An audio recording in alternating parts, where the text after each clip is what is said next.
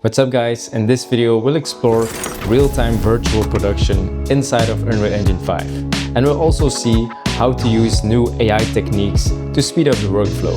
Software and technology is at a point now that you can literally create anything from anywhere with just a minimal setup. It's all in real time, which is insane to me. There are no excuses anymore to create awesome looking visuals. Let's break it down in these 5 steps. First is shooting your live action footage, then rotoscoping or keying out your subject, 3D projection mapping inside of Unreal, relighting the scene, and adding 3D realistic shadows. There are many ways you can shoot your video for virtual production, but one of the ways you can do it is with your main lighting already applied. In this sample footage, I didn't use a green screen and already placed a spotlight on the left side of the actor. And this will be the main source of light. We also call this our key light. Then in 3D, you can make your scene based around that key lighting. You can also shoot your footage as flat as possible. This way, we relight our scene 100% using AI. More on that later in the video. The second part is making a clean extraction of your subject. You can use traditional green screen and keying methods, but in our case, we didn't use any green screen at all, so I made a rotoscope inside of DaVinci Resolve using the Magic Mask tool and also the Luma Keyer technique. I already made a tutorial about this technique, so if you want to learn this, I have it right here on the channel. Now the way we use this inside of Unreal Engine 5 is with a technique called 3D projection mapping. That basically means we project our footage onto a piece of 3D geometry. So wherever we look with our 3D camera, the footage will always be projected onto it. And in our case, we can just project it onto a plane.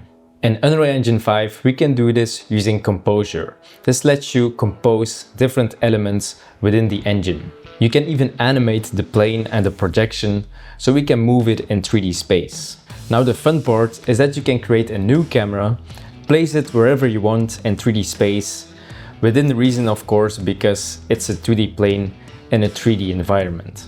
But you can create all sorts of amazing scenes and make it look much bigger than it actually was in real life. But what if you shot your footage handheld and it's changing perspective?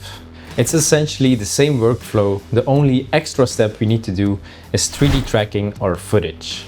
This 3D tracked data we can then export in an FBX file and use it on the projection mapped camera. And just like that, we are now using our handheld camera with perspective shifts and everything in a CGI world.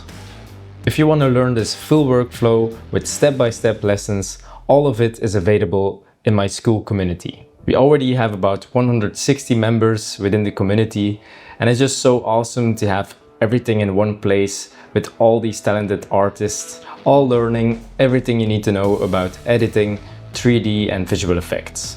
So if you are interested, check out the link on the screen here or below and see you there. Now back to the breakdown. After everything is set up correctly, we can now relight our scene.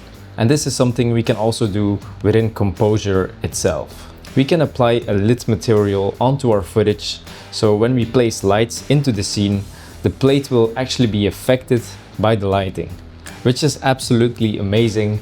You can be so creative with this, but it comes with its imperfections, of course.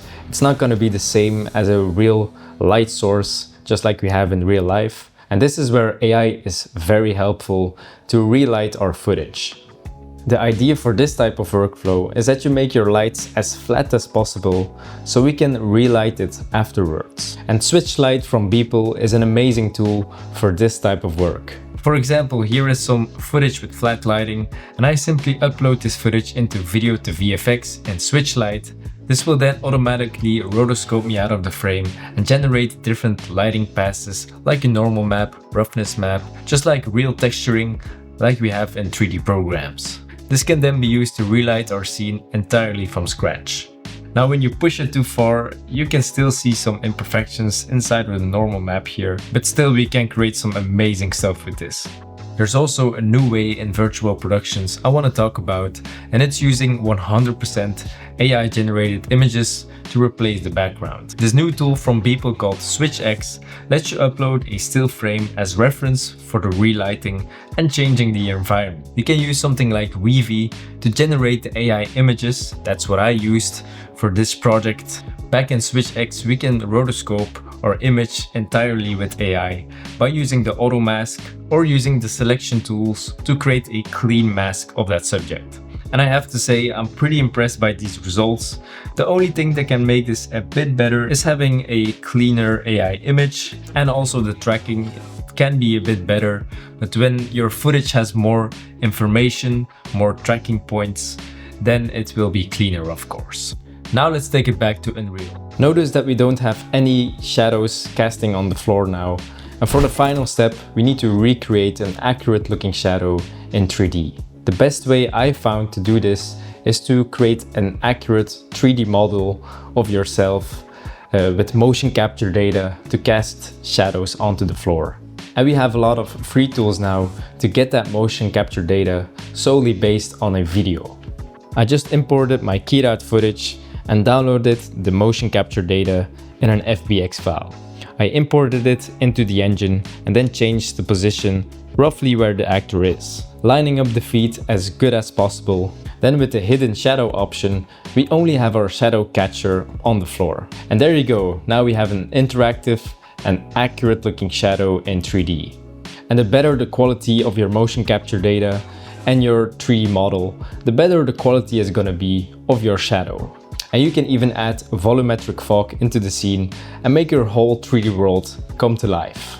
Again, it's all in real time and there's no rendering required. It feels like you're just in a movie set and you can place the lights wherever way you want, and you have full control over the look and feel of the scene. Just the fact that I can create this just in a small space and make it look much bigger than it is pretty insane to me. And I'm so excited for the future of all these tools. It's gonna get better every year. If you want to learn more, make sure to check out the virtual production for filmmakers inside the school community. Keep learning and get after it, guys. Peace.